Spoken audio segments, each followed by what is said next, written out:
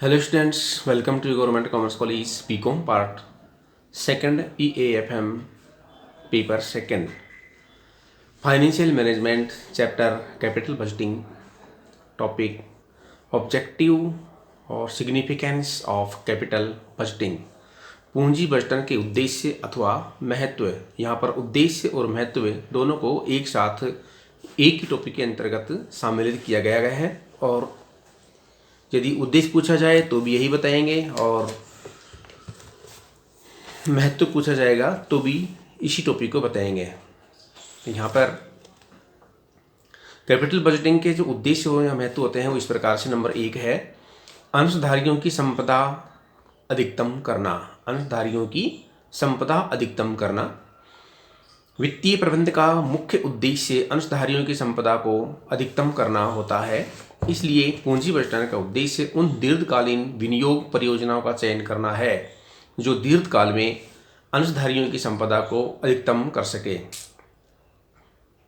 पूंजी बजटन निर्णय अंशधारियों एवं संस्था के हितों को संरक्षण देते हैं क्योंकि ये स्थायी संपत्तियों में अति विनियोग या न्यून विनियोग का परिहार करते हैं।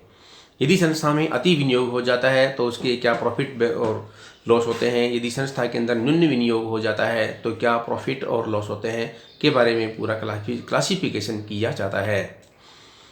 नंबर 2 प्रस्तावित पूंजी व्ययों का मूल्यांकन। इस बजट की सहायता से बजट अवधि में संस्था द्वारा विभिन्न संपत्तियों के लिए किए जाने वाले व्ययों का मूल्यांकन किया जाता है। ऐसा करने से प्रत्येक व्यय की सार्थकता आंकी जा सकती है।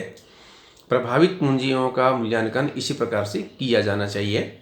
नंबर 3 आता है प्राथमिकता निर्धारित करना।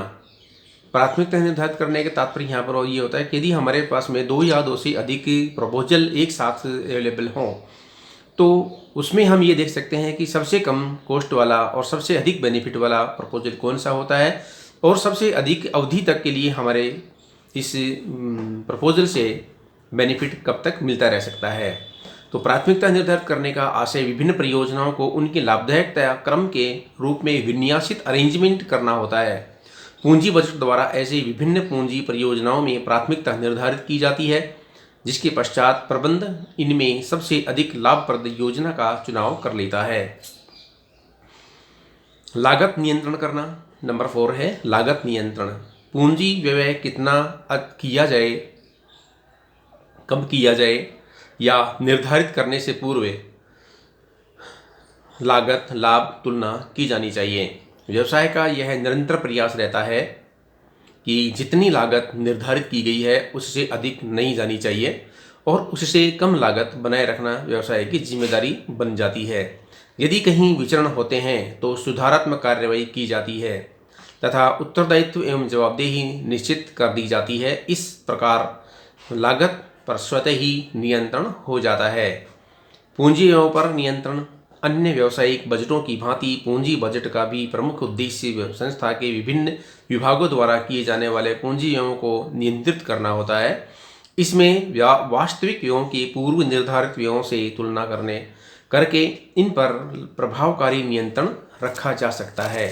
तो ये था हमारा टॉपिक नंबर 5, पूंजी व्ययों पर नियंत्रण किस प्रकार से रखा जाना चाहिए।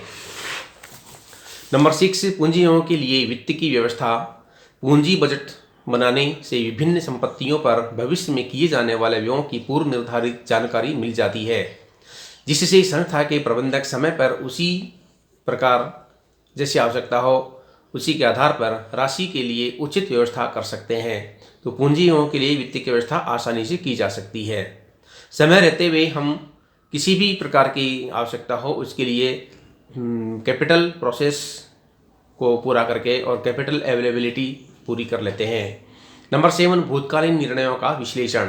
पूंजी बजट की सहायता से गत अवधि में किए गए व्ययों का विश्लेषण किया जाता है जिससे यह जाना जा सकता है कि वे निर्णय किस समय तक सही थे। जो पूर्व में कभी ऐसे बजट बनाए गए हों या कभी ऐसे प्रोग्राम आयोजित किए गए हों या कोई कार्य किया गया हो या कोई वस्तु बनाई गई हो उसके लिए जो बजट बनाया गया था और वो बजट और उस बजट के आधार पर बनाई गई वस्तु या प्रोग्राम में कितना अंतर आता है या उसी प्रकार रहता है या फिर वो हमारे लिए लाभदायक रहता है। के आधार पर हम पूर्ण रूप से अध्ययन कर लेते हैं और उस अध्ययन के आधार पर हम आगामी बजट को भी अच्छी तरह से रिसर्च करके और बनाने का प्रयास करते हैं। नंबर 8, स्थायी संपत्तियों का मूल्यांकन। बजट अवधि के अंत में बनाए जाने वाले चिट्ठे के लिए स्थायी संपत्तियों के मूल्यांकन समंक पूंजी बजट में उपलब्ध हो जाते हैं। इससे प्रक्षेपित चिट्ठा आसानी से बनाया जा सकता है। पूंजी संरचना विनियोजन किसी परियोजना द्वारा अर्जित आधिक्य पूंजी लागत पर निर्भर करता है, जो कि पूंजी लागत संस्था की पूंजी संरचना पर निर्भर है। इस प्रकार पूंजी संरचना विनियोजन भी स्वतः ही हो जाता है। तो ये था हमारा पूंजी बजटन के उद्देश्य अथवा महत्व। धन्यवाद।